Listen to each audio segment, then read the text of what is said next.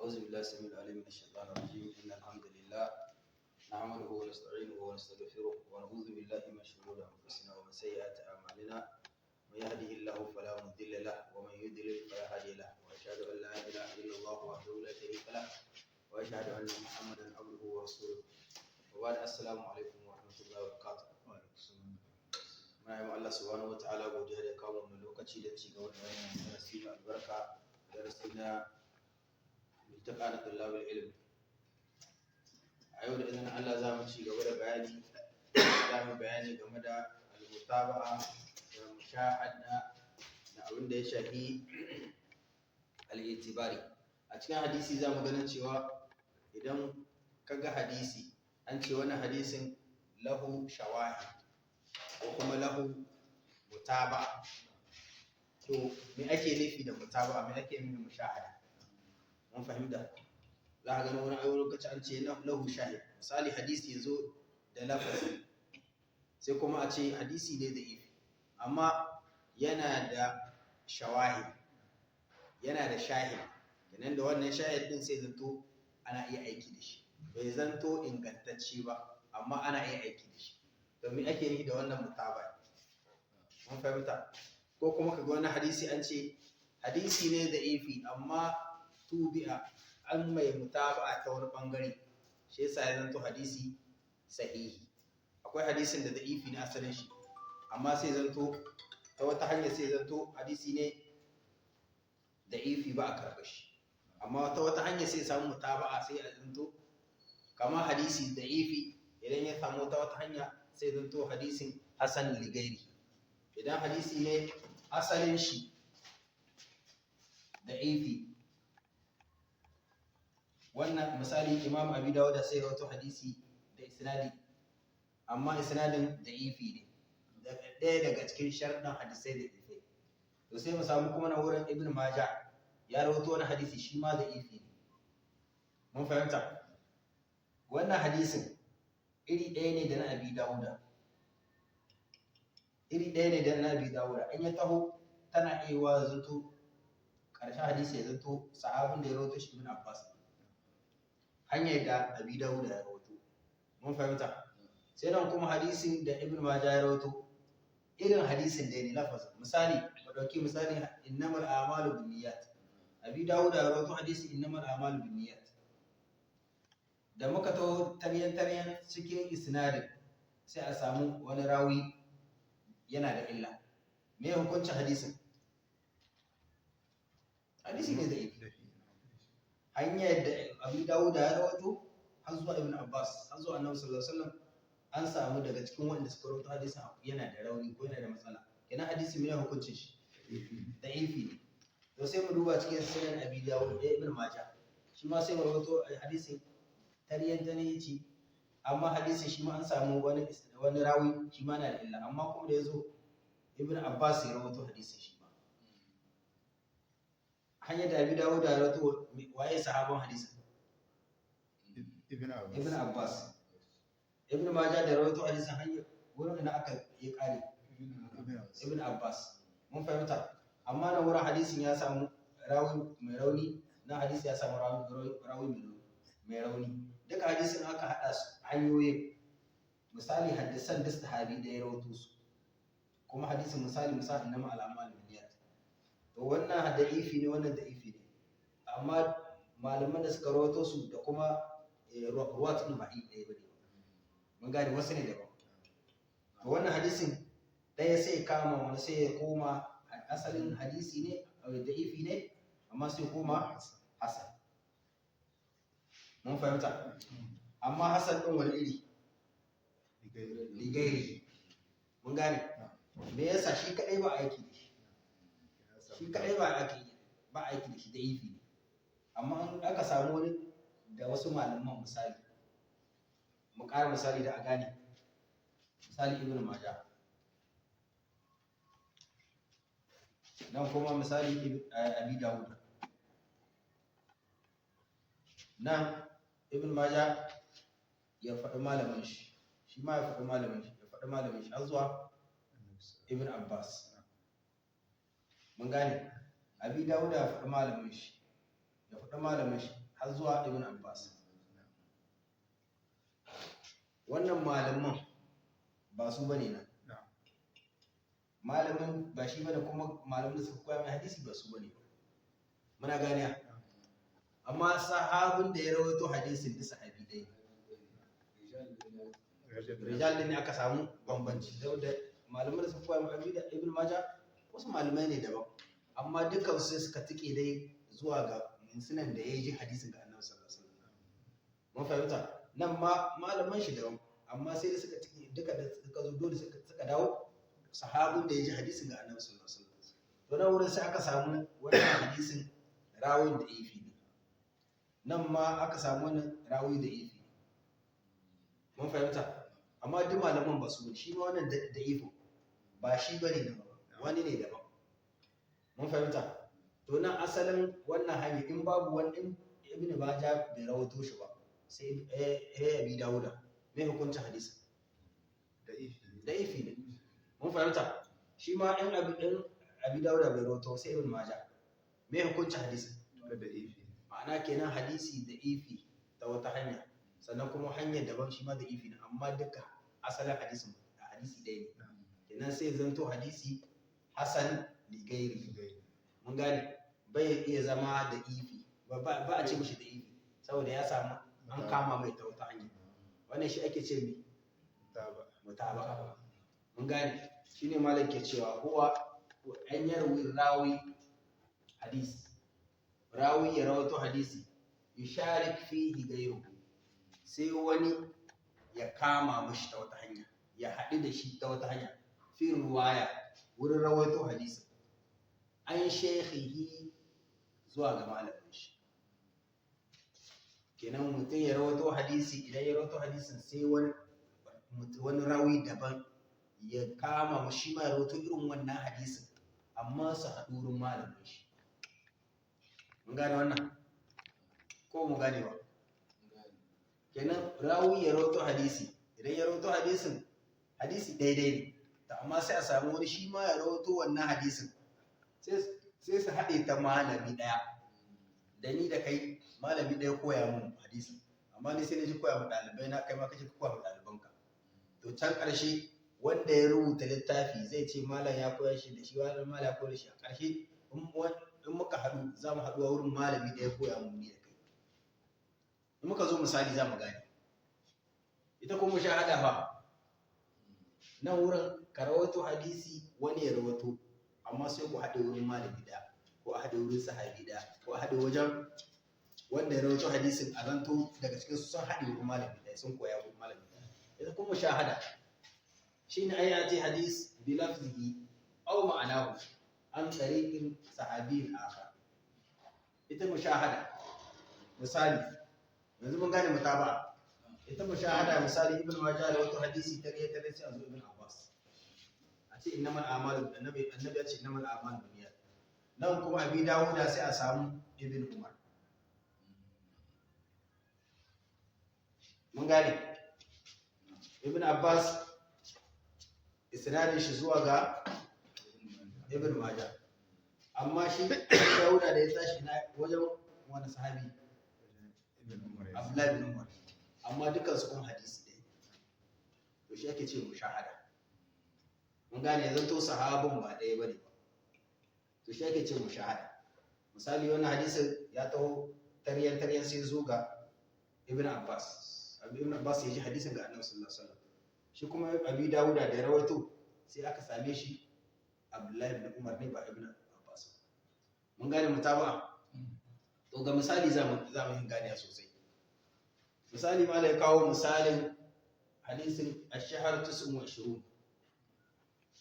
Wannan hadisi rawahu Shafi'i an Malik.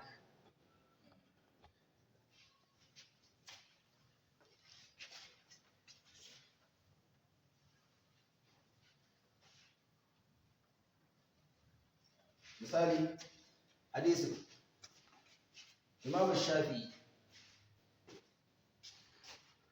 ya rawato daga malamin shuwa Malik. Mun fahimta, shi kuma Malik sai ya rawato shi gawa Abdullahi bin Dinar.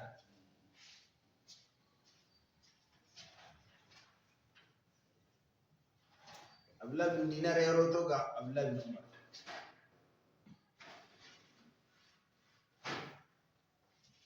Mun gane?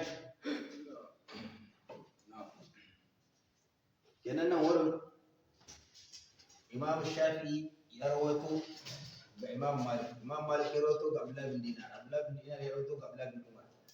Shi kuma ya rawaito ga Annabi sallallahu alaihi wasallam. Wata ruwaya Qanabi ya rawaito al-Qanabi ya rawaito ga Imam Malik. Imam Malik ya rawaito ga Abdullah bin Dinar.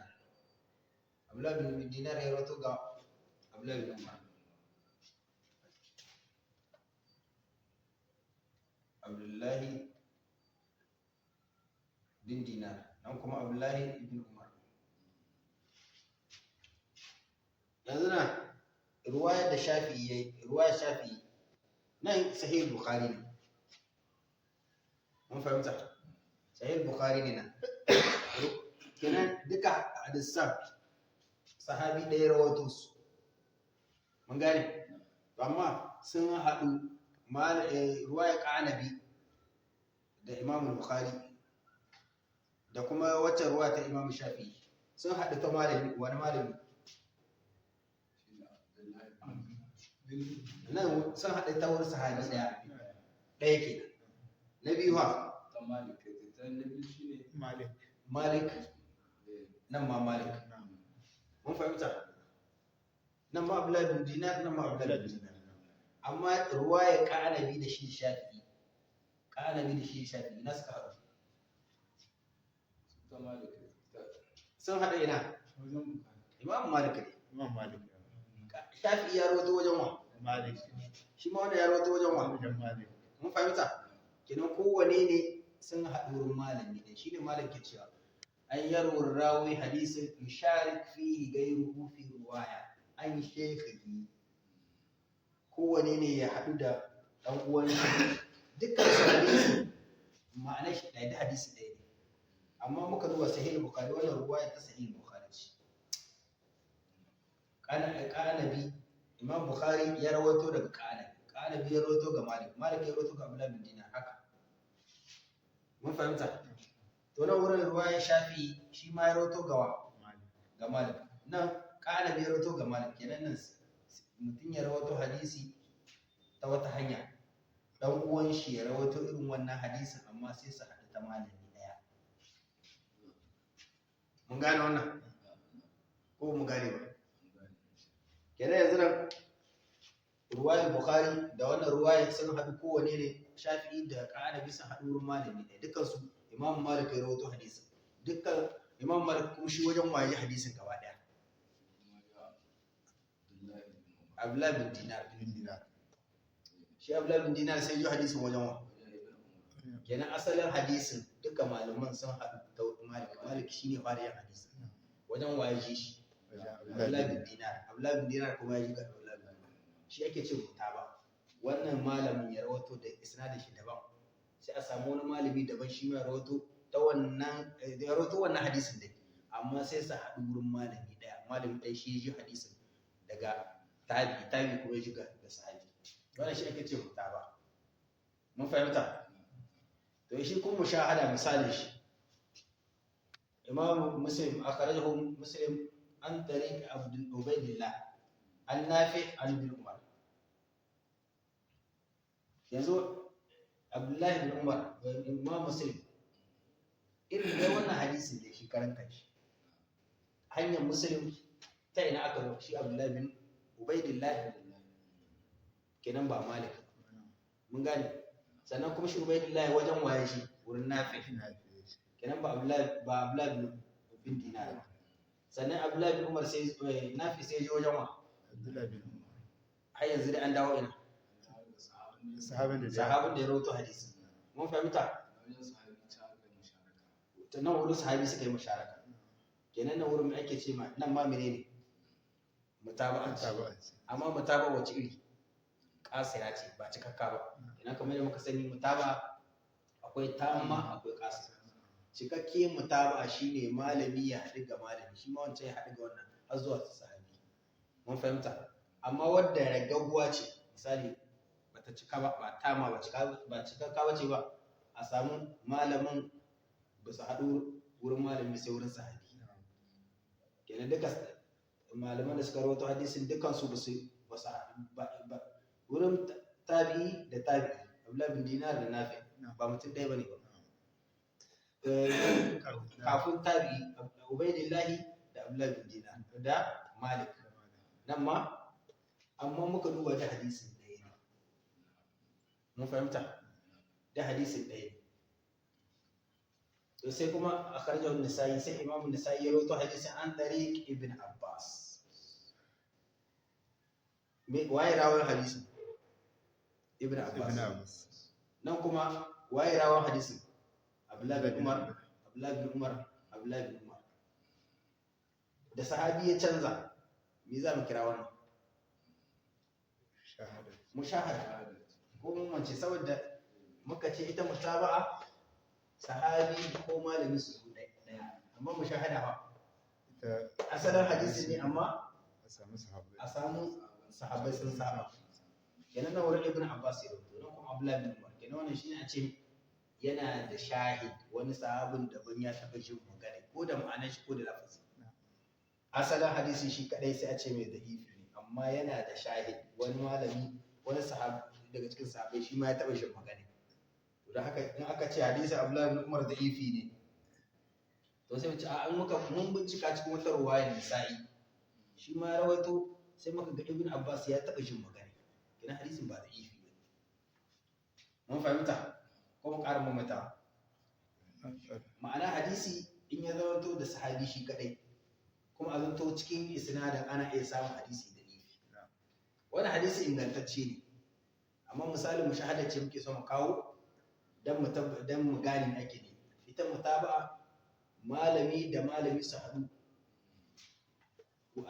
malamin da ya rawaito hadisi da wanda ya rawaito su haɗu wurin malami da kasu su haɗu wurin malami kenan wannan ita ake ce mutaba'a cikakkiya mun gane idan malami ya rawato ta wani malamin daban amma kuma in suka tahi za su haɗiya can wurin sahabu shine ya yiwo magana shi kare nan mutaba'a ce amma ba cikakkiya ba mun fahimta shi kuma mushahada malami ya rawato zuwa Abdullahi bin Umar misali sai mu ga wani malamin daban ya rawato kuma zuwa Ibn Abbas ko Abi Hurairah wannan shi ake ce ma shahid mun gane akwai tambaya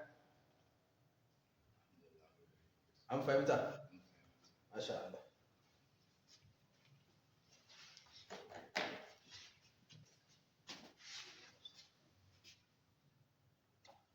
wannan kusan shine darasinmu na ƙarshe cikin jarhu ta'dil na sai a shawara ga me za mu sanya kun bangaren hadisi in ma littafi wani wanda ake ganin littafi cikin bangarorin littattafan hadisi ko sharhi ko mustalahu ko duk da abin da ya kamata cikin bangaren da dai ake rike shiro shi wanda ba a yi ba tunda bangaren mustalahu hadisi mun yi shi tun daga farko har ƙarshe jarhu ta'dil dai mun dauke sauran abubuwan duk kusan ba su da alaka da suna da alaka da rubutu ne shi yasa mun dauke su ana yin shawara a duba duk wani bangaren da aka ga ana da bukatar shi kenan sai a yi magana insha Allah in wani littafi ko wani abu mai kama da haka sai mu sanya insha Allah